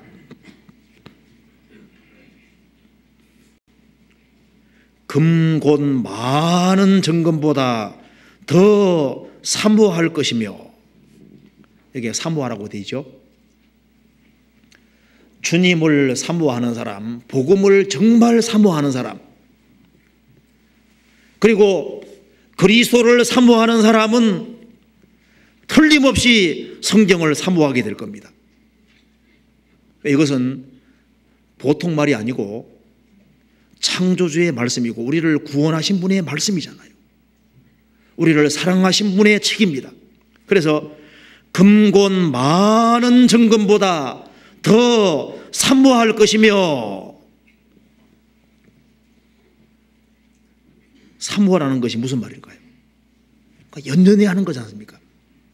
그리워하는 거잖아요. 자, 글자를 모르는 사람도 성경 붙잡고 좀 물고 늘어지면 좋겠어요. 몰라도 나이가 들어서 그렇더라도 성경 붙잡고 물고 늘어지면 주님 뭔가도 깨닫게 도와주실 겁니다. 이걸 정말 가까이 하는 사람, 우리가 제가 구원받을 그 당시에 성경을 항상 끼고 사는 사람들이 꽤 있었습니다. 요즘은 성경을 그렇게 가까이 하는 사람이 그렇게 많지는 않은 것 같아요. 시간 날 때마다 성경 들여다보고 성경을 정말 가까이 하는 사람이 너무너무 적어지는 것 같습니다. 그러니까 신비있게 살지를 못하는 거예요. 그래서 금곤 많은 정금보다 더 상보할 것이며 꿀과 송이꿀보다 더 달도다. 성경은 그리스도에 대한 이야기이기 때문에 성경의 말씀의 맛이 달 수밖에 없는 겁니다. 꿀과 송이꿀보다 더 달도다. 그러면서 11절에 또 주의 종이, 다윗이 자신 가리켜서 주의 종이라고 했습니다. 구원받은 모든 사람은 그리스도의 종이 되는 겁니다. 자발적으로 주의 종이 됩니다. 또 주의 종이 이로 경계를 받고, 성경에는 경계가 많지요. 뭐 하라 하지 마라 말이 많이 있는데요, 이게 다 우리를 위해서입니다. 이로 경계를 받고 이를 지킴으로 상이 크니이다. 그래서 하나님 말씀으로 경계를 받고 하나님 말씀을 지킴으로 상이 크니이다. 평상시에도 지켜야 되지만은 환난과 핍박 중에도 지킨다면 더 큰 상이 있을 겁니다. 이 말씀 붙잡고 살아가면은 주님께서 상과 영광을 주시는 겁니다. 자, 그러면서 12절 같이 한번 읽어봅시다. 자기 허물을 능히 깨달을 자 누구리요? 나를 숨은 허물에서 벗어나게 하소서. 자기 모습을 알기 원하는 사람은 성경 읽어야 됩니다. 성경을 자꾸 들여다보면은 성경은 거울과 똑같아서요. 성경 자꾸 들여다보면은 자기 모습을 보게 만들어주는 거예요. 성경은 거울과 같습니다. 이거 잠깐 읽고 찾아봅시다. 야고보서 1장입니다.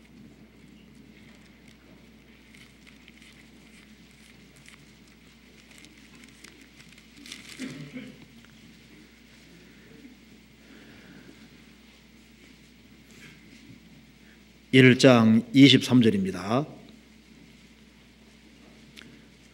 누구든지 도를 듣고 행하지 아니하면 그는 거울로 자기의 생긴 얼굴을 보는 사람과 같으니 제 자신을 보고 가서 그 모양이었다는 것을 곧 잊어버리거니와 자유하게 하는 온전한 율법을 들여다보고 있는 자는 듣고 잊어버리는 자가 아니요 실행하는 자니 이 사람이 그 행하는 일에 복을 받으리라. 하나님 말씀을 거울로 이렇게 묘사했습니다. 성경 들여다보는 것은 거울을 보는 것과 똑같다고 말입니다. 그래서 이 거울 쳐다보면은 자기 모습을 정확히 알려주잖아요. 성경 들여다보면은 성경은 우리의 모습을 그대로 비춰줍니다. 성경 들여다보면 성경에서 하나님 우리를 얼마나 소중한지도 여기는지도 알고, 성경 들여다보면은 나의 잘잘못을 성경이 다 깨닫게 도와주는 거예요. 일본의 어떤 절간에는 커다란 거울 하나만 딱 있습니다.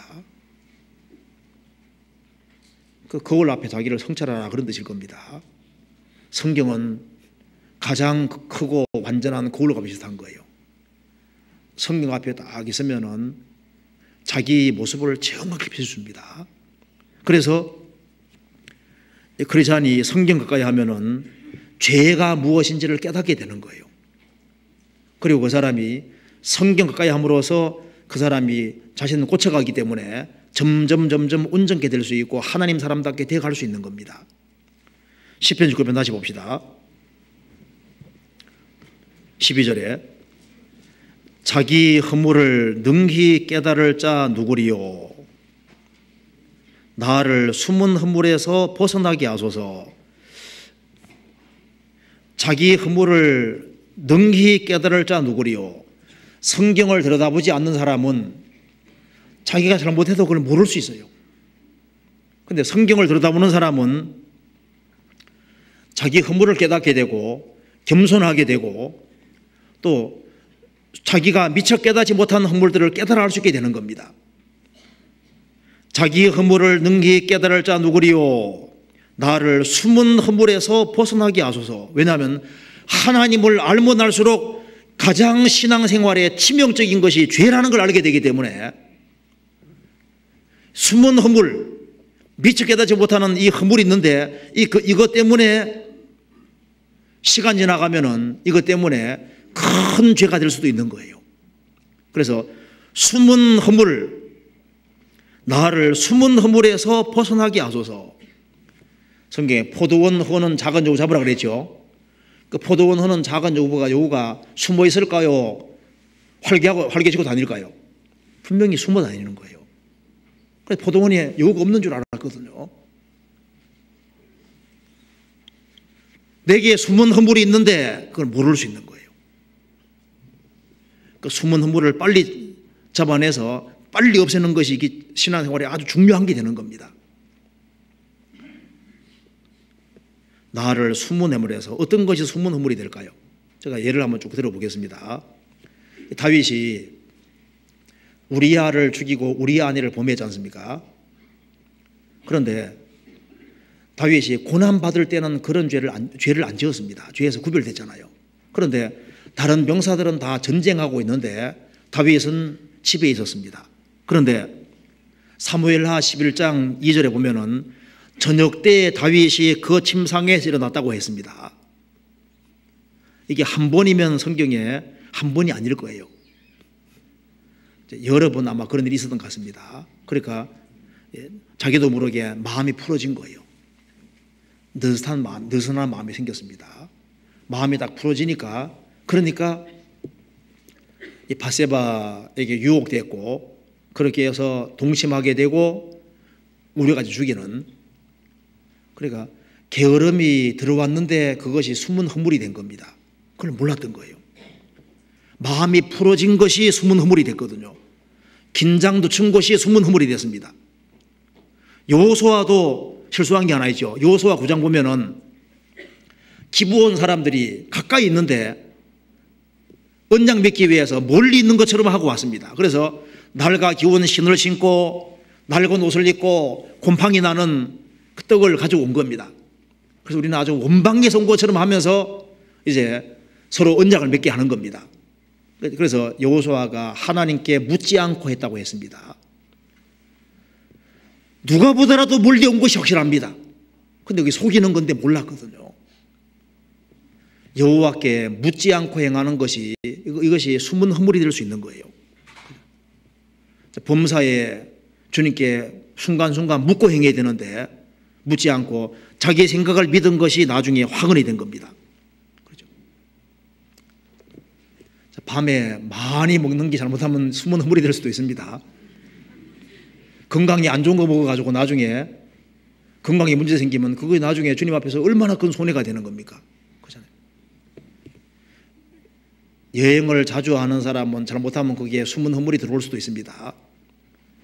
해외 유학 같은 거 가는 사람은요, 특별히 더 조심하고 더 기도 많이 하고 더 긴장하는 마음으로 하지 아니하면 잘못하면 거기에 숨은 허물이 들어올 수 있는 거예요.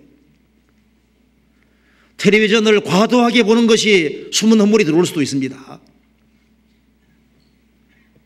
숨은 허물에서 어떤 사람은 취미로 하는 것이 숨은 허물이 될 수도 있습니다. 그렇죠? 필요 이상으로 가치 없는 곳에 돈을 씀으로써 그게 숨은 허물이 될 수도 있는 겁니다. 시간 낭비가 잘못하면 숨은 허물이 될 수도 있습니다. 그리고 지나치게 겸손한 것이 숨은 허물이 될 수도 있어요. 주님이 시키시면 네 하고 하는 것도 필요하거든요. 그 바락이 하나님이 시켰으면 그냥 가면 좋은데 드보라를 기댔지 않습니까? 그래서 결정타를 못 날렸습니다. 그냥 믿고 가면 되는데 술 한 잔, 담배 한 가지가 숨은 허물이 될 수도 있습니다. 그것 때문에 다른 사람이 구원받는데 장애될 수도 있잖아요. 교제에 드문드문 빠지는 게 숨은 허물이 될 수도 있습니다. 한두 번 빠지는 것이 그게 숨은 허물이 될 수도 있어요. 형제자매들의 티를 보는 것이 숨은 허물이 될 수도 있습니다. 뒤에서 험담하는 것이 숨은 허물이 될 수 있잖아요. 뒤에서 교회를 판단하는 것이 숨은 허물이 될 수 있습니다. 기도해야 될 텐데 기도하지 않고 판단하는 것이 숨은 허물이 될 수도 있잖아요. 생각 없이 내뱉은 말이 숨은 허물이 될 수도 있습니다. 순수치 못한 동기가 숨은 허물이 될 수도 있잖아요. 남하고 비교하는 것이 숨은 허물이 될 수도 있습니다. 토끼와 거북이 싸우면 경주하면 누가 이깁니까? 아예 경주를 하지 말아야 돼. 산에서, 토끼는 산에서 경주하자고 거북이는 바다에서 경주하자고 해야 되는 게 맞잖아요. 서로 영역이 달라요. 지체도 다 다르거든요. 내가 꼭 남들처럼 될 필요가 없잖아요. 자기 받은 달란트 범위 안에서 자기가 자기 할 걸 최선 다해서 하면 되거든요. 저도 보면요, 어떤 사람 보면 너무너무 잘하는 사람들 많아. 근데 나는 그런 걸 못합니다. 어떤 사람 보면은 내가 못하는 부분을 너무 잘하는 거예요. 달란트와 재능이 다 다르게 되어 있습니다. 그걸 비교할 필요가 없는데 자꾸 비교하는 것이 허물이 될 수도 있습니다. 원래 다 다르게 지원받았습니다. 사람마다 달라요. 그리고 목소리 톤과 억양 자체가 그게 잘못하면 숨은 허물이 될 수도 있습니다. 가정에서 목소리 톤만 좀 낮추어도 가정의 평화가 쫙 주어지고, 그죠? 대인관계 속에서 목소리만 좀 낮추어도 이것이,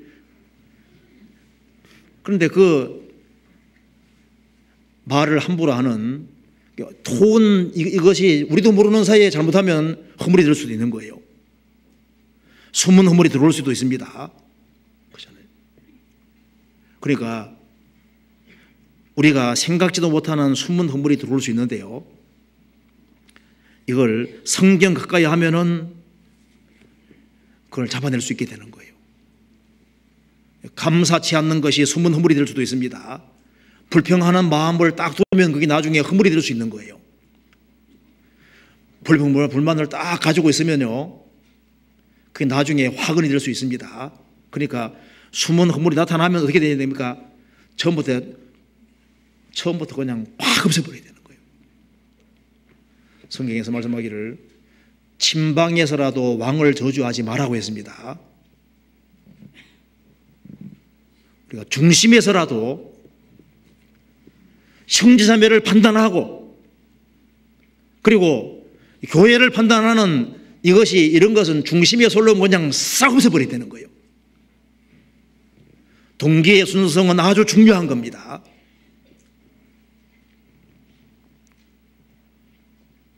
자기 허물을 능히 깨달을 자 누구리요, 나를 숨은 허물에서 벗어나게 하소서. 13절, 또 주의 종으로 고범죄를 짓지 말게 하사 그 죄가 나를 주장치 못하게 하소서. 그리하시면 내가 정직하여 큰 죄과에서 벗어나겠나이다. 알고, 숨은 허물보다 더 큰 것이 고범죄죠. 알고 죄를 지어가면은 나중에 그 죄가 크게 발전할 수 있습니다. 또 주의 종으로 고범죄를 짓지 말게 하사 그 죄가 나를 주장치 못하게 하소서. 이 고의적으로 의도적으로 죄를 지으면은, 그러면은 그 죄가 그 사람을 주장하게 됩니다. 그 죄의 대가가 그 사람을 주장하게 되고 따라가게 되는 거예요. 다윗은 우리아를 죽이고 우리아 아내를 범함으로써 그 형벌의 그 징계 영향력이 계속 따라갔잖아요. 아브라함은 하갈을 취함으로써 그것 때문에 그 징계 영향력을 벗어날 수 없는 거예요. 야곱이 12아들이 있는데 11번째 요셉을 10명의 형들이 팔아버리지 않습니까? 그 다음에 10명의 형들은 요셉 한 죄 때문에요, 생을 살아가면서 그에 대한 영향력을 계속 받게 되는 겁니다. 죄를 지으면 죄에 대한 영향력이 따라다니게 되는 겁니다. 그래서 고범죄를 짓지 말게 하사 그 죄가 나를 주장치 못하게 하소서. 그리하시면 내가 정직하여 큰 죄가에서 벗어나겠나이다. 세상에서 제일 큰 죄는 무엇일까요? 그리스도를 배척하는 죄. 이건 얼마나 큰 죄입니까? 교회를 대적하는 죄, 이 죄는 상상할 수 없는 큰 죄입니다. 교회를 대적하는 것은 얼마나 큰 죄가 되는 겁니까? 그런데 숨은 허물이 커지면은 이것이 고범죄가 되고, 고범죄가 되면은 나중에 아주 담대하게 돼서 큰 죄를 짓게 되는 거예요. 구원받은 사람은, 구원받은 무리를 떠나는 것은 큰 죄가 되는 겁니다. 구원받은 사람은 누구든지 주 안에 거하는 게 당연하다고 생각했는데 숨은 허물이 들어오고 고범죄가 들어오게 되면은, 그러면은 양심이 흐려지고 마음이 강팍해지고 둔감해져서 교회를 떠나는 일이 생길 수도 있습니다. 이 교회가 싫으면은 다른 데 복음 전해지는 교회라도 반드시 연결되어야 됩니다. 주님이 함께하는 곳에 같이 있어야 되는 거예요.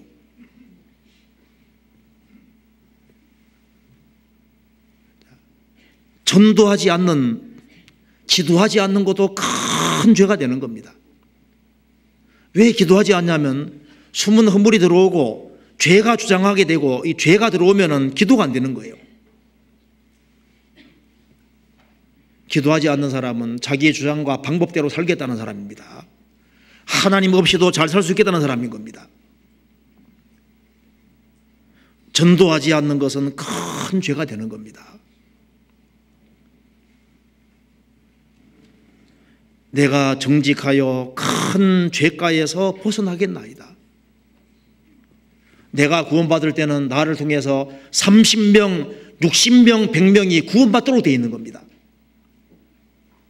우리가 올해 하나님의 멸날로서 정말 희생하고 수고하기를 각오하면은 우리를 통해서 더 많은 사람들이 구원받는 것을 경험할 수도 있을 겁니다. 14절, 나의 반석이시오 나의 구속자이신 여호와여. 여호와는 나의 반석이 되셨습니다. 나의 구속자가 되셨습니다. 여호와는 나의 구원자입니다.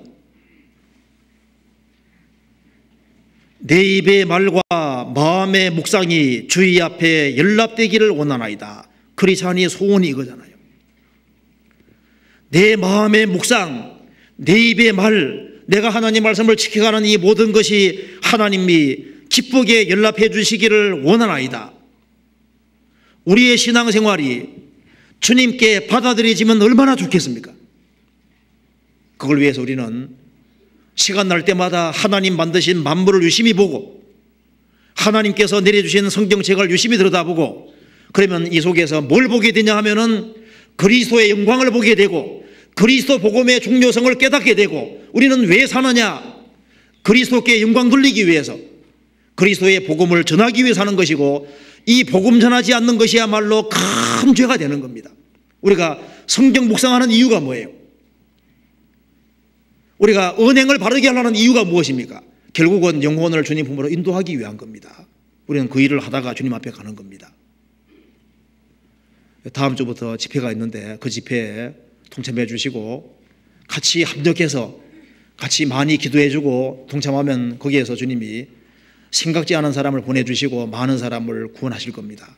그래서 전도 대상자를 찾아보시고 그렇게 해서 이번에도 많은 사람이 구원받을 수 있도록 그렇게 같이 기도하고 노력해야 되겠습니다. 같이 기도하시겠습니다.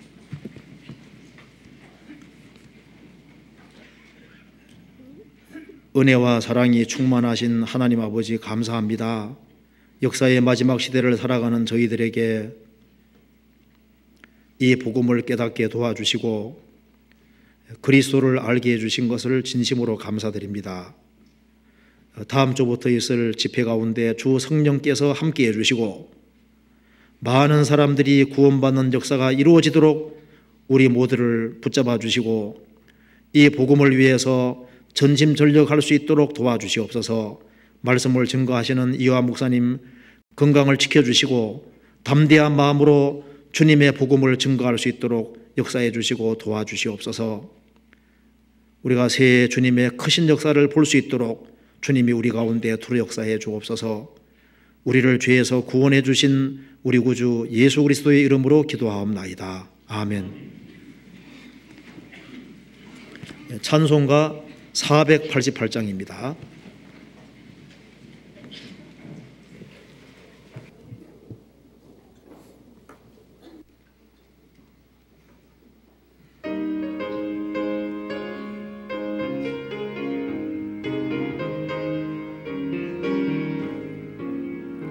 내 영혼의 햇빛 비치니 주 영광 찬란해. 이 세상 어떤 빛보다 이 빛 더 빛나네. 주의 영광 빛난 그 빛 내게 비춰 주시옵소서. 그 밝은 얼굴 배울 때 나의 영혼 기쁘다. 내 영혼에 노래 있으리 주 찬양합니다. 주 귀를 기울이시사 다 듣고 계시네. 주의 영광 빛난 그 빛 내게 비춰 주시옵소서. 그 밝은 얼굴 배울 때 나의 영혼 기쁘다. 내 영혼의 봄날 되어서 주와 함께 하실 때 그 평안에게 깃들고 주 은혜 꽃피네. 주의 영광 빛난 그 빛 내게 비춰 주시옵소서. 그 밝은 얼굴 배울 때 나의 영혼 기쁘다.